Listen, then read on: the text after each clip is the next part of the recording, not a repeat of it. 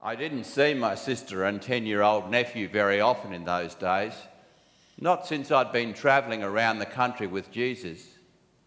But I thought I saw him in the crowd that day. Well, this was amazing, given there were so many people. Must have been well over 5,000 if you count men and women and children, which not everyone does. When I went to visit, I soon discovered that, yes, it was him that I'd seen that day, talking to Andrew. It's been hard for Rachel, my sister, since she lost her husband, bringing up her son on her own and all that. So she relied on me a bit. I didn't mind that because young Aaron was a great chap, a favourite nephew, really. But as I said, I didn't get to see him often enough. On this occasion, I'd hardly arrived when she said to me, "Philip, I wish you would talk to Aaron. I can't cope with his stories. I just want the truth." "Why? What's he told you?" "Well, yesterday he said he followed the crowds to listen to Jesus. Jesus is all the talk ever since he's been healing sick people. Aaron was curious." "I thought I saw him, but I didn't get the chance to talk to him."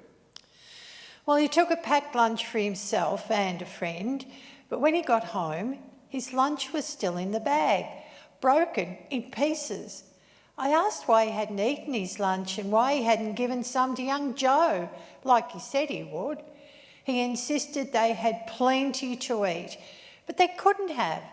I'm not going to have him following Jesus around if he's going to come home telling lies.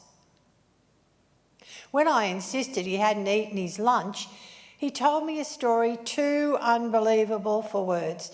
But he swears black and blue it's the truth. "Well, what did he tell you?" "Apparently, when the crowd all gathered around, Aaron heard two of the disciples discussing how Jesus wanted to feed them all. 5,000, you said." "No, many more, if you count the women and children." "Exactly. So how unlikely is that for a start-off? Where would you get enough bread to feed all of them?" "Funny you should say, so I should ask. Jesus asked me the same question. Mind you, he told me this morning he was testing me. He knew all along what he was going to do. So, to answer your question, I estimated it had cost more than 200 silver coins. If all 12 of us pooled our resources, we wouldn't have had a quarter of that.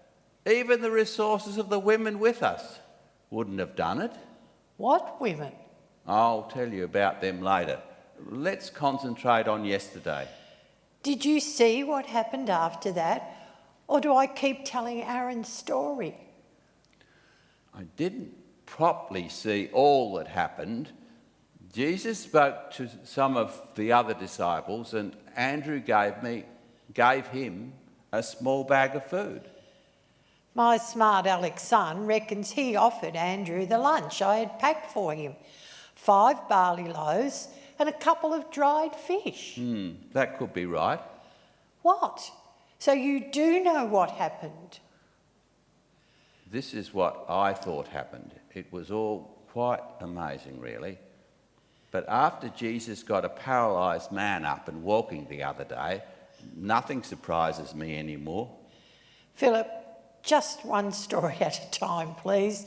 That is hard enough, without more." Jesus had this small bag of food. I suppose it could have been Aaron's. Jesus told us to get the people to sit down. So I moved away doing just that. I felt as if I'd let him down with my answer about the money. I wanted to get something right.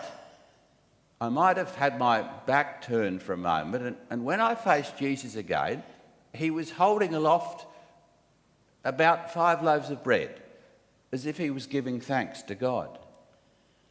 "And 2 fish?" Yes, they came later. "Perhaps it was Aaron's lunch." He started to break the bread into pieces and give it to the lads to distribute amongst the people, who were sitting in groups by now. I remember thinking, he's never going to feed all these people with that little pile of food. Then two miraculous things happened. Try me. Well, I saw a few people around me doing the same, sharing what little food they had with them. It still wouldn't have been enough, but they were following Jesus' example. amazing. And what was the other thing? Simon had half of one of the loaves from Jesus. He was quite near me, and he was tugging at the bread, almost willing it to go as far as possible. I tell you, I stood there watching, and that piece of bread wasn't getting any smaller. Well, the people couldn't have got much each. They seemed to be quite adequately fed. I even had some afterwards, and I certainly had plenty. Very nice bread, by the way. Thank you. I mean, that sounds pretty extraordinary. And so Aaron could have been telling the truth. Certainly someone ate his lunch. If it fed over 5,000 people, then that must have been another sign from God. One thing it doesn't explain, though, is why he brought home a bag full of broken pieces, as if he'd started eating and never finished. Well, you see, there's more. When Jesus saw everyone had their fill, he told us not to waste any, but to gather up the scraps. There was more in that pile than what we'd started with. What? I reckon there was 12 baskets full left over. Most of it went to the poor in the village, but I saw him shove some back into the bag, so I guess it was given back to Aaron. That's amazing. I must call Aaron and apologise for not believing him. You might also commend him for his faith. Why? Don't you see? None of us would have believed that so little food could feed so many. We wouldn't have even bothered with such a small amount. But Aaron obviously believed Jesus could do something with it. Otherwise, he wouldn't have offered it to Andrew in the first place. I think there is more to this story than a simple miracle.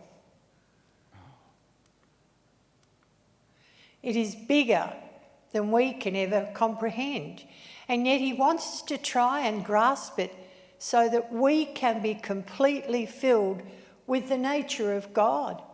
That way, we too can love people with all we have, even though it is meagre in comparison with God's love. Oh my. I see where Aaron gets his faith from. Come on, do you want some food? Aaron!